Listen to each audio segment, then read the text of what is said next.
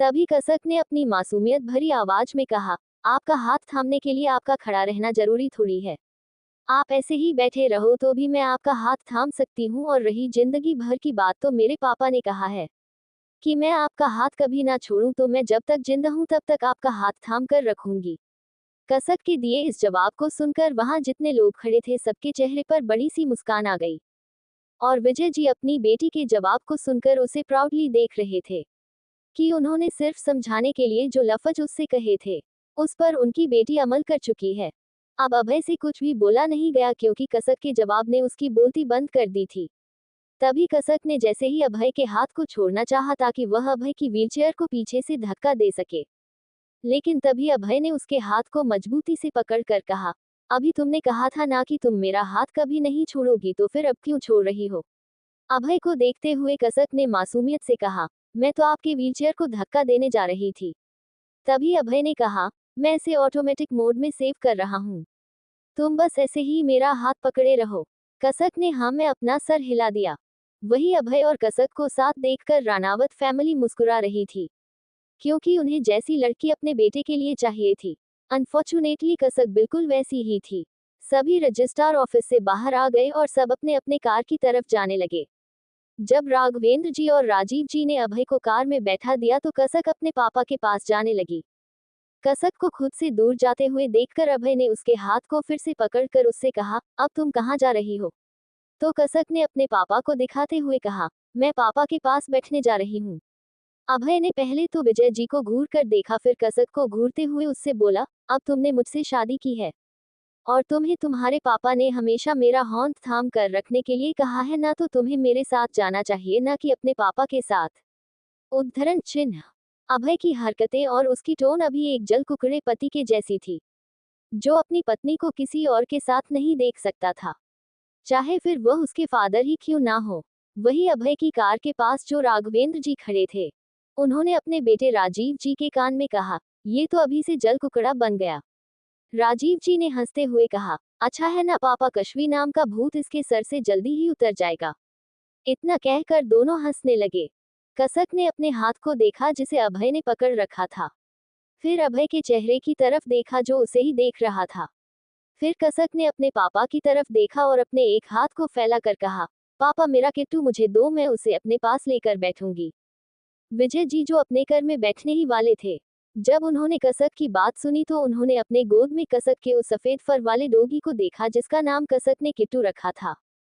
तब विजय जी ने प्यार से कसक को समझाते हुए कहा, नहीं बेटा, वहां किट्टू का क्या काम, आप अभय के साथ जाओ। लेकिन तभी कसक ने अपना पैर जमीन में पटकते हुए कहा, नहीं पापा, मुझे मेरा किट्टू चाहिए, मुझे मेरा किट्टू चाहिए, मुझे मेरा किट्टू चाहिए, अभी मुझे मेरा किट्टू लाकर दो आप। कसक की इस तरह से बचपने वाले बिहेवियर को देखकर सभी एक दूसरे का चेहरा देखने लगे कि आखिर इतनी बड़ी लड़की इस तरह से जिद क्यों कर रही है। तभी विजय जी जल्दी से कसक के पास आए और उसके सर को सहलाते हुए बोले, अच्छा ठीक है, ये लो तुम्हारा किट्टू। कसक ने जल्दी से उनके हाथ से किट्टू को लिया और उससे बातें करते हुए बोली, किट्टू मैं और तुम ना अब इनके साथ जाएंगे। कसक ने अभय के तरफ दिखाया, तुम्हें पता है इनसे मेरी शादी हो गई है, अब मैं उनके साथ रहूंगी, पापा ने कहा है। और देखो इन्होंने मेरा हाथ पकड़ा हुआ है, यह मुझे पापा के साथ जाने नहीं दे रहे हैं, इसलिए मैं तुम्हें अपने साथ लेकर जाऊंगी, ठीक है? कसक ने किट्टू से इतना कहा और वो अभय की कार में उसके पास बैठ गई। सब बुत बने खड़े कसक को देख रहे थे कि अभी अभी उस लड़की ने क्या किया था, लेकिन फिर कसक को अभी नॉर्मल देखकर किसी ने कुछ कहा नहीं और अभय भी कसक को देख रहा था, जो आपने किट्टू को अपने गोद में लिए उसके कान के और उसके फर के साथ खेल रही थी। अभय ने अपना हाथ छुड़ाकर जैसे ही सीट पर रखा वैसे ही उसे फिर से मुलायम उंगलियों का एहसास हुआ। उसने देखा तो कसक ने धीरे धीरे करके उसकी उंगलियों को अपनी उंगलियों में फंसा लिया था। जब अभय ने उसे देखा तो कसक उसकी तरफ देखकर मुस्कुरा रही थी। उसकी मुस्कुराहट में कुछ तो बात थी, जो अभय को भी मुस्कुराने पर मजबूर कर चुकी थी। अभय ने मुस्कुराते हुए अपनी उंगलियों को उसकी उंगलियों में कस दिया। तभी उन्हें राजीव जी की आवाज सुनाई दी, घर चलते हैं, तुम्हारी गृह प्रवेश की विधि भी करनी है।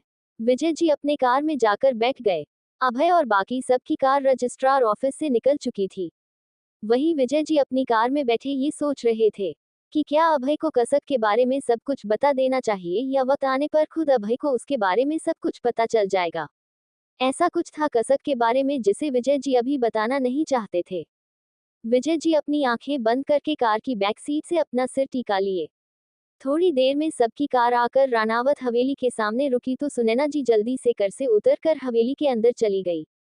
तभी राजीव जी और राघवेंद्र जी ने अभय की हेल्प की उसे कार से उतरने में और कसक से कहा, बेटा थोड़ी देर अभय के साथ यहीं रुको, जब आपकी मम्मी बुलाएंगे तब आप अंदर आना। इतना कहकर राजीव जी और राघवेंद्र जी वहां से चले गए।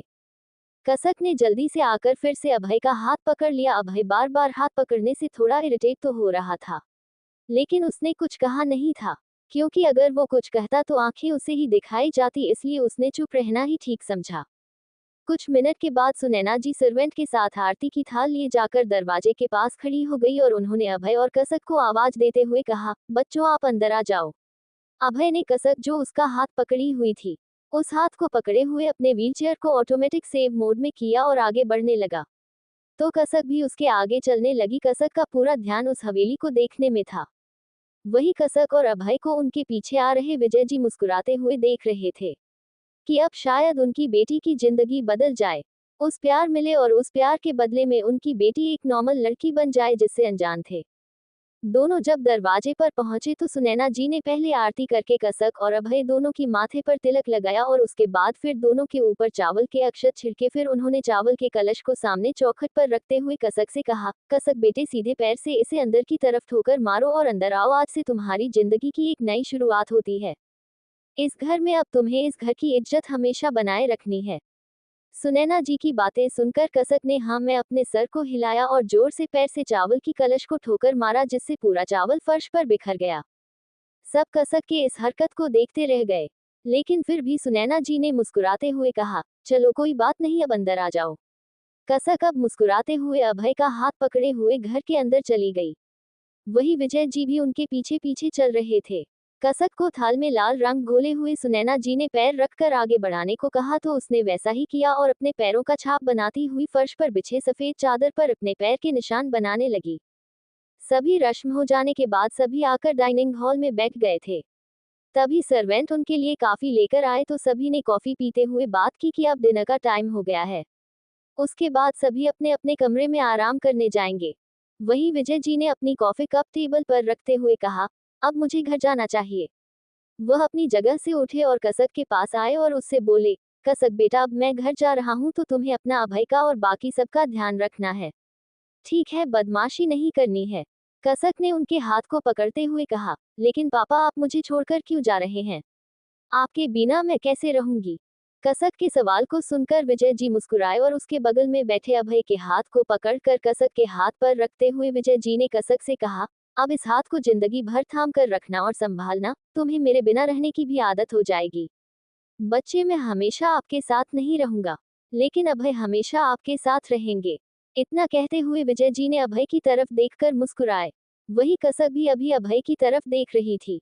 तभी विजय जी ने कसक के माथे को चूमते हुए कहा, पापा को जाने की परमिशन दो, ठीक है मेरा प्यारा बच्चा। इतना कहकर उन्होंने प्यार से कसक की गल को छुआ और अभय के हाथ जो उन्होंने पकड़ा हुआ था उसे दबाए और अभय से कहा, अभय मेरी बेटी औरों की जैसी नहीं है, अगर इसे प्यार दोगे ना तो ये पूरी जिंदगी तुम्हारी गुलामी करते रहेगी, लेकिन तुमसे दूर नहीं जाएगी। इसलिए प्लीज हाथ जोड़ता हूँ, मेरी बेटी को संभाल लेना, ये सिर्फ प्यार की भाषा समझती है। कसक अपने पापा को खुद से दूर जाते हुए देख रही थी और उसका मन दुख से भर रहा था।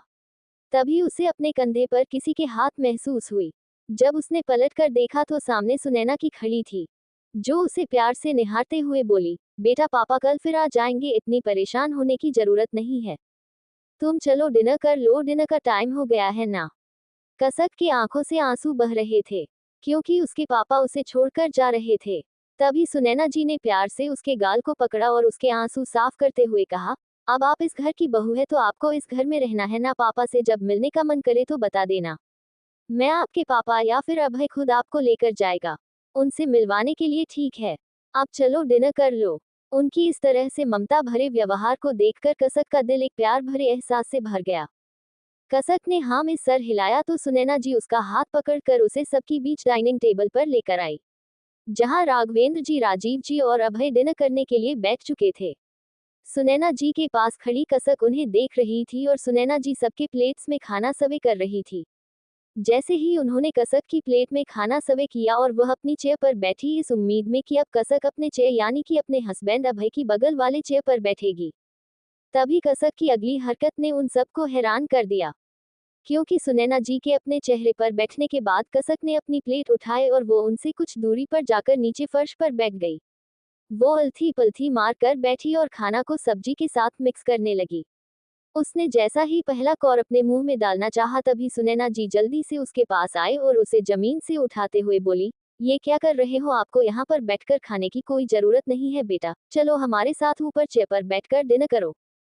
कसक ने बड़ी ही मासूमियत से उन्हें देखा, फिर उसने दरवाजे की तरफ देखते हुए कहा, लेकिन पापा तो है नहीं तो मैं ऊपर बैठकर कैसे खा सकती हूँ?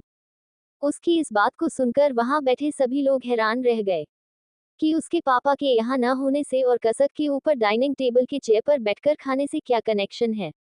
तभी अभय ने अपनी रौबदार आवाज में कसक से कहा, अगर तुम्हारे पापा तुमसे जिंदगी भर खाने के टाइम पर ना मिले तो तुम क्या नीचे बैठकर ही खाओगी? अभय की सवाल पर कसक जल्दी जल्दी अपने सर को हाँ में हिलने लगी।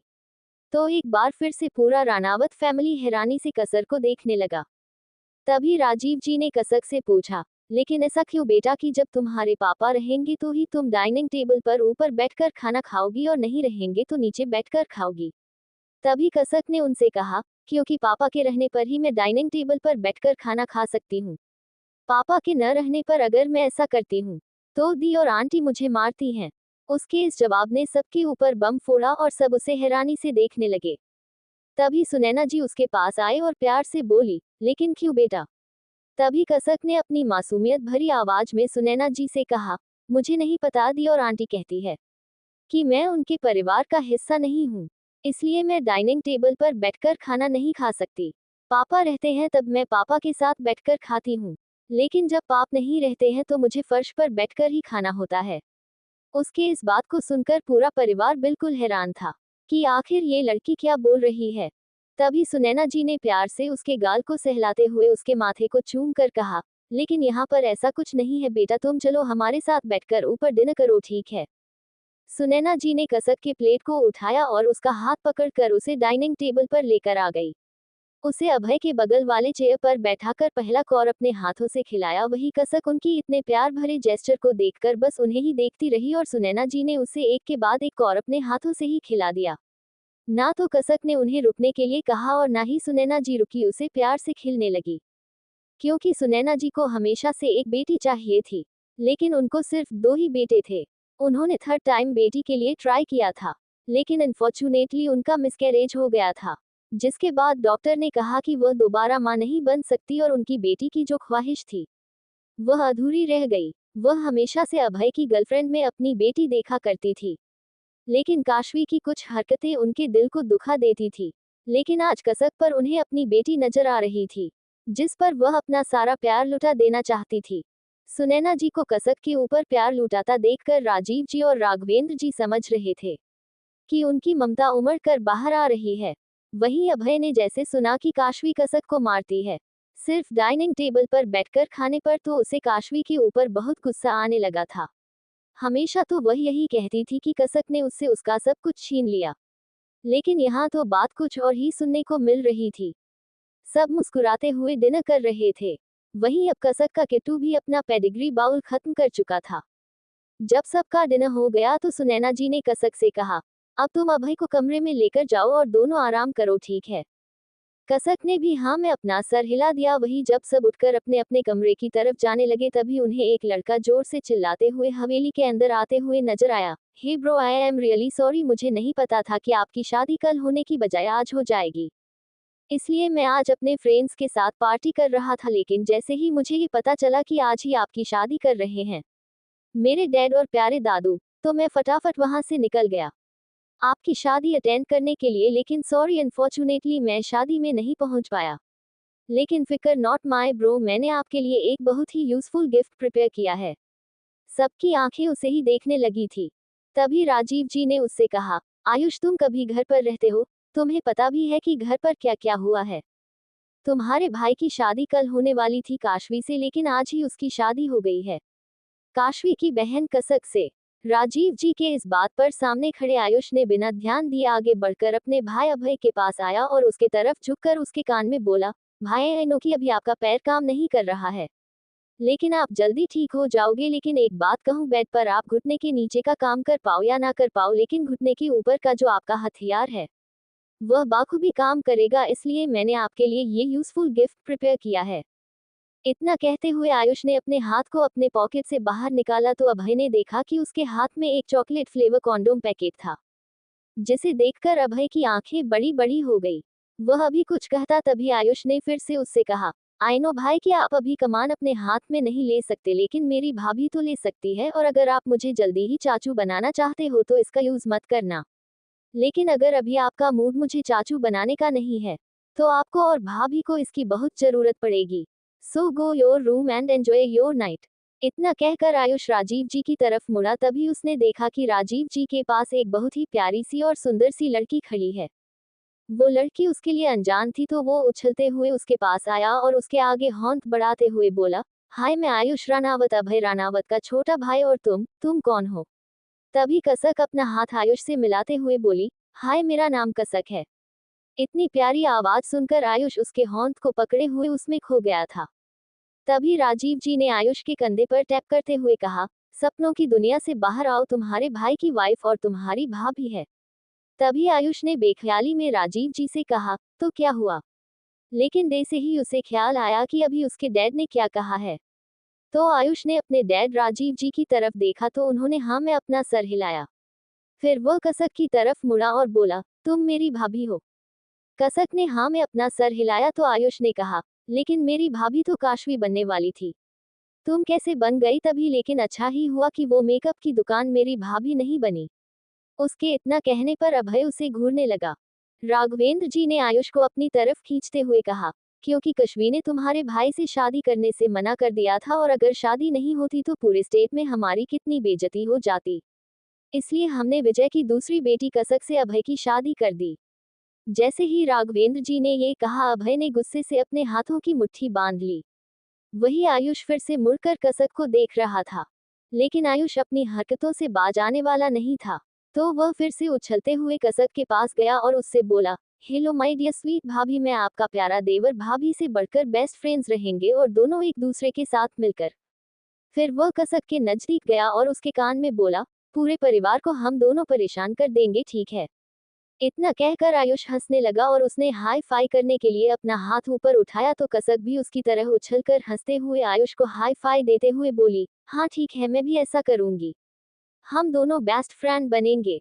आयुष और कसक को इस तरह देखकर सब दोनों को देख मुस्कुरा रहे थे, क्योंकि उनकी हरकतें एक जैसी थी। अभय ने अपने मन में कहा, एक नमूना इस घर में कम था, जो ये दूसरी नामुनी भी आ गई।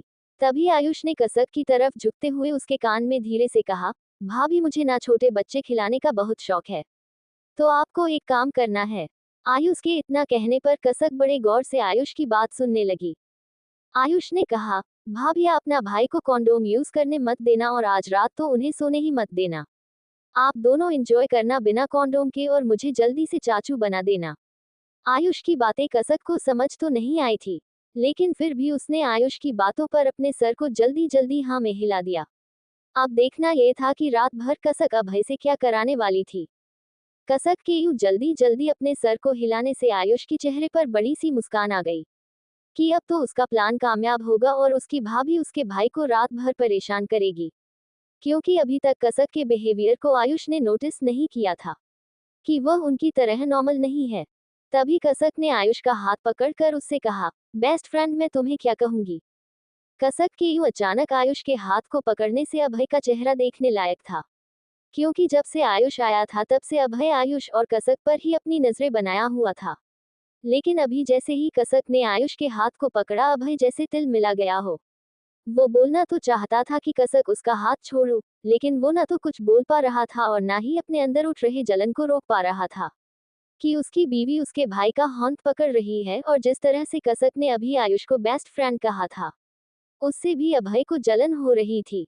कसक अपने सवाल को करने के बाद टिमटिमाते हुई आंखों से आयुष को देख रही थी। वही आयुष भी कसक के सवाल को सुनकर अपनी चीन पर उंगली रखकर सोचने लगा।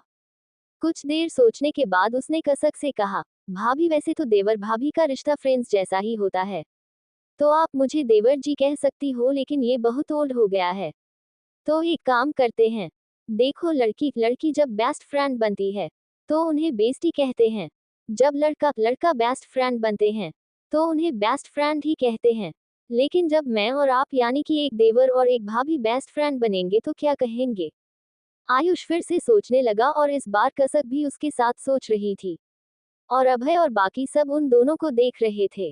तभी आयुष ने चाहते हुए कसक से कहा, भाभी एक काम करो, आप मुझे बेस्टू कहना और मैं भी आपको बेस्टू कहूंगा। और इतने में कसक और आयुष दोनों ने एक साथ हाई फाई दिया और दोनों जैसे ही एक दूसरे को हक करने आगे बढ़े, वैसे ही अभय की गुस्से से चिल्लाने की आवाज आए, आयुष अपने कमरे में जाकर सो जाओ, अब बहुत लेट हो गया है। फिर उसने घूरते हुए कसक को देखा और कहा, तुम क्या कर रही हो, चलो मेरे साथ कमरे में। इतना कहकर अभय आगे को बढ़ा और उसने आयुष और कसक के पकड़े हुए हाथ को छुड़ाकर कसक के हाथ को मजबूती से पकड़कर अपने साथ कमरे की तरफ लेकर जाने लगा। वही अभय को कसक को ले जाते हुए देखकर आयुष मुस्कुरा रहा था, क्योंकि उसके भाई के दिल में उसकी भाभी के लिए फीलिंग्स डेवलप हो रही थी, जो चलन के रूप में सामने दिख रही थी। और अभय के इस तरह के रिएक्शन की उम्मीद किसी को नहीं थी, इसलिए सब अभय को कसक को ले जाते देख हैरान हो रहे थे। अभय के इस तरह गुस्सा करने से सभी उसे देख रहे थे और वही अभय कसक को लेकर जा रहा था। लेकिन अभय ने पहले ही सबकी नजरों से बचाकर आयुष के उसके गोद में रखे हुए कॉन्डोम के पैकेट को अपने पॉकेट में रख लिया था। और अब माहौल को ठंडा होता देख सुनैना जी ने आयुष से कहा, आयुष वो तुम्हारी भाभी है, तुम उसके साथ ऐसे बिहेव कैसे कर सकते हो? तभी आयुष उनके पास गया और उनकी गले में अपनी बाहें डालते हुए बोला, my sweet mom, I know कि वो मेरी भाभी है, लेकिन मॉम मैं चाहता हूँ कि मेरे भाई उस मेकअप की दुकान काशवी को भूलकर इनोसेंसी मेरी भाभी की तरफ अट्रैक्ट हो जाए, और जब तक उनको जलन नहीं होगी तब तक उन्हें ये फील भी नहीं होगा कि वो मेरी भाभी की तरफ आगे बढ़ सकते हैं। तो मैं बस थोड़ी सी मिर्च मसाला लगा रहा हूँ और कुछ नहीं, और अब तो मेरी प्यारी भाभी मेरी बेस्टू बन गई है। तो आप देखते जाओ मैं क्या क्या करता हूँ, और वैसे भी आपको पता है आज रात मेरी बेस्टू मेरे भाई को सोने नहीं देने वाली है। इतना कहकर आयुष सुनैना जी के गाल पर किस करने जा रहा था, तभी उसके होंठों और सुनैना जी के गाल के बीच एक हॉन्थ आ गया। आयुष ने देखा तो वो हॉन्थ उसके डैड राजीव जी का था, जो उसे घूर रहे थे।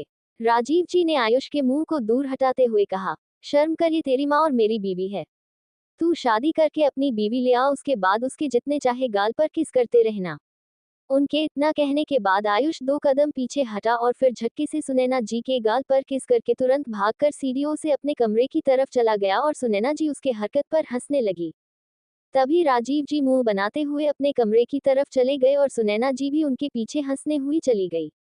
राघवेंद्र जी सबको हंसने मुस्कुराते हुए देख रहे थे और उन्हें बहुत खुशी हो रही थी कि उनके घर में एक गलत लड़की ना आकर एक ऐसी लड़की आए जिसकी उनके घर पर आते ही सबके होठों पर मुस्कुराहट छा गई है। उन्होंने अपने मन में कहा, कसक बेटा, तुम्हें देखकर और तुम्हारी बातें जानकर ऐसा लगता है कि तुम्हारे साथ कुछ हुआ है, जिस वाक्य ने तुम्हें ऐसा बना दिया है। लेकिन बच्चे, हम तुमसे प्रॉमिस करते हैं और खुद से भी कि तुम्हें जल्दी ही ठीक कर देंगे और अपने पोते के लायक बनाएंगे, ताकि हमारा पोता तुम्हें कभी भी छोड़ने का इरादा ना बनाए, वह तुम्हें बेइंतहा मोहब्बत दे और तुम इसी तरह हमारे घर में रहकर हमारे पूरे परिवार को हंसता खेलता बना सको। इतना कहते हुए राघवेंद्र जी मुस्कुराते हुए अपने कमरे की तरफ चले गए थे। वही अभी अभय के कमरे में अभय अपने कमरे में कसक को लेकर आ गया था और उसने डोर भी अंदर से बंद करके वह अपने बेड के पास चला गया और उसने कसक से कहा, मुझे बेड पर लिटाने में मेरी हेल्प करो। कसक से ये कहने पर अभय को अच्छा तो नहीं लग रहा था, पर गलती तो उसने की किसी और को अपने साथ कमरे में ना लाकर अब उसे कसक की ही हेल्प लेनी पड़ रही थी। अभय की बात सुनकर कसक धीरे से आगे आए और अभय की हेल्प करने लगी। अभय को व्हीलचेयर से बेड पर लिटाते हुए अभय का बैलेंस बिगड़ और उसने कसक को अपने ऊपर खींच लिया। कसक उसके ऊपर थी और उसके बाल उसके चेहरे पर फैल गई थी। कसक के अभय के ऊपर गिरने से और उसकी आंखों में देखने से अभय कसक के मासूम निगाहों में खो गया था। उसके हाथ अपने आप ऊपर उठे और उसकी इंडेक्स फिंगर ने कसक के बालों को उसके कान के पीछे किया और उसका दूसरा हाथ कसक की कमर को अपने तरफ धकेलने के लिए दबाव रहा था। लेकिन तभी कसक की मासूम टिमटिमाती हुई आंखों में उसे अपना अक्ष नजर आने लगा और वो कसक के हिलते हुए होठों की तरफ बढ़ने लगा। लेकिन अभय अभी कसक के हिलते हुए होठों को अपने होठों पर कैद करता उससे पहले ही कसक के हाथ टेबल पर रखे गिलास पर लगी और वह गिलास नीचे गिरकर टूट गया, जिसकी आवाज से अभय अपने सेंस में वापस आया और वह तुरंत कसक को लेकर बेड पर पलट गया। अब उसने कसक के ऊपर से हटते हुए उससे कहा, तुम हटो, मुझे सोना है। इतना कहकर अभय पिलो पर अपना सर रखकर आंखें बंद करके सोने की कोशिश करने लगा, लेकिन उसके जहन में अभी हुई इंसिडेंट ही चल रही थी। वही जैसे ही कसक ने अभय के मुंह से सुना कि उसे सोना है, उसे आयुष की कही हुई बात याद आ गई कि आज रात उसे अभय को सोने नहीं देना है।